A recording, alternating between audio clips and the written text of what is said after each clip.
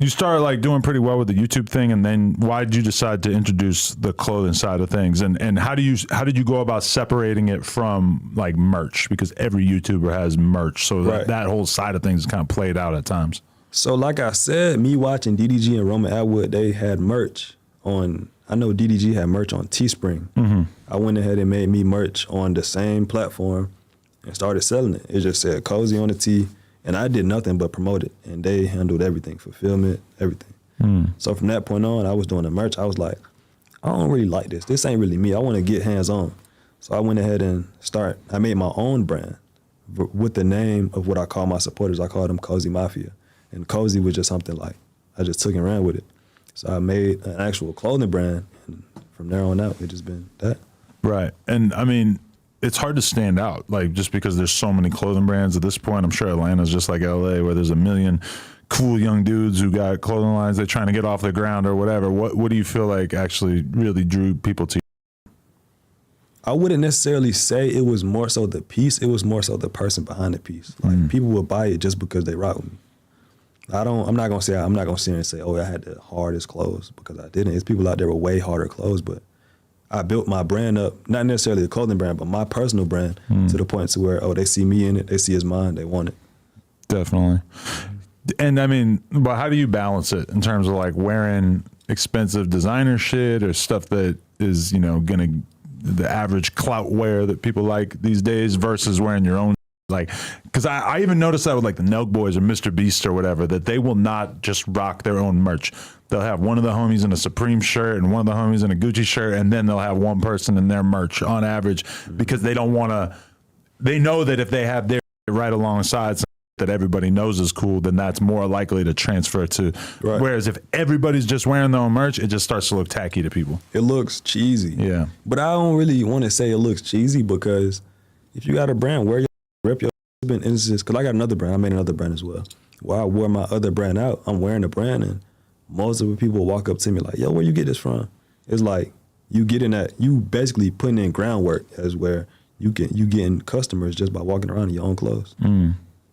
Yeah, that's why, like, as a person who does podcasts, it can be kind of tempting to just rock your every single day. But ultimately, that kind of just blows it out. Then it's kind of like people can't wear that without envisioning the fact that they seen you wear that shirt 8 times. That is true. Yeah. I can for sure see that. What is your favorite brands to spend money on at this point in your life, and what kind of stuff do you buy the most of? I really just got into the designer stuff because it's like I said, growing up, I wasn't able to afford that stuff. So like, of course, I see people who I look up to wearing this. Of course, I want to, see what it's like.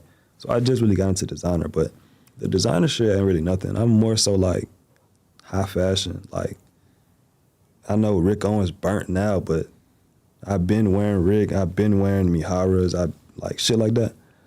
Favorite brand, clothing brand, I would say is this brand called World 7 Co., Billionaire Studios, and a brand called Yale Yard.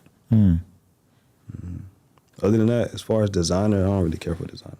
How do you feel about like people moving away from just rocking designer to rocking like, brands that are made by like people who are actually from hip hop, in terms of like out of LA, like my boy Desto Dub is off a lot of cough syrup. That shit, I see people rocking it constantly on red carpets, at award shows, whatever.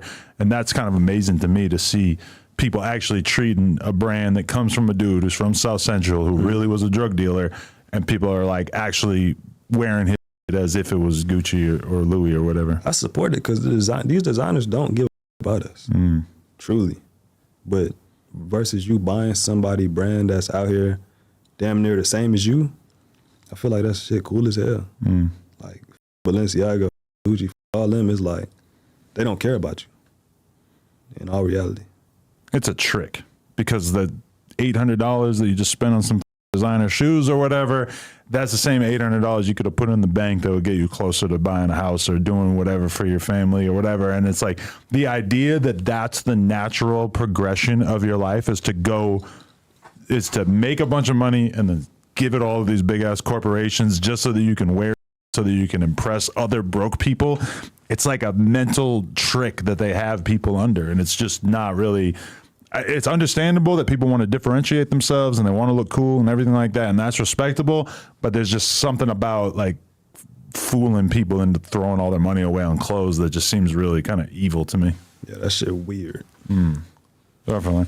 How come you never decided you wanted to rap? I feel like a lot of people in your position would have gone in that direction. It's crazy because I've always wanted to be an artist. I've always said this. I always said like, I'm cool with being a one-hit wonder. Like if I was to make music, I'd be okay with making one song blow up, and that's it. I don't really care.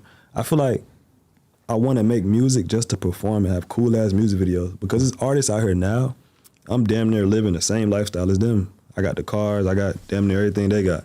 So it's like, I feel like I can have some hard-ass music videos. But I haven't really just sat and made music. Yeah, it's got to take like a different level of dedication, especially because like as a YouTuber, you spend the whole day filming a video, you get the video edited, you put it out, boom, you get to read thousands of comments, and that makes you feel good. You get to see how much money it made. That's a great feeling. And another thing with the whole YouTube shit is like, YouTubers can go out and live their normal life. When you're a rapper, you gotta withstand this certain image. It's like, you gotta be tough. Yeah, I'm all cool. This shit, I'm cool. Hey, I always say this, I'm a bitch. I don't get into none of that. Well, the videos that you make about your gun collection would kind of go in the other direction, right? Is that so you can be a bitch just because you got multiple pipes on you at all times? Nah, I'm a bitch. Like 1,000% a bitch. I don't get into none of that gangster shit, none of that. But that's like super smart on your behalf, is that you seem like you realize at a certain point that you didn't need to make your brand about being some hard ass. Because especially out of Atlanta, I know there's like a lot of temptation to be that guy who's really trying to be on some tough guy.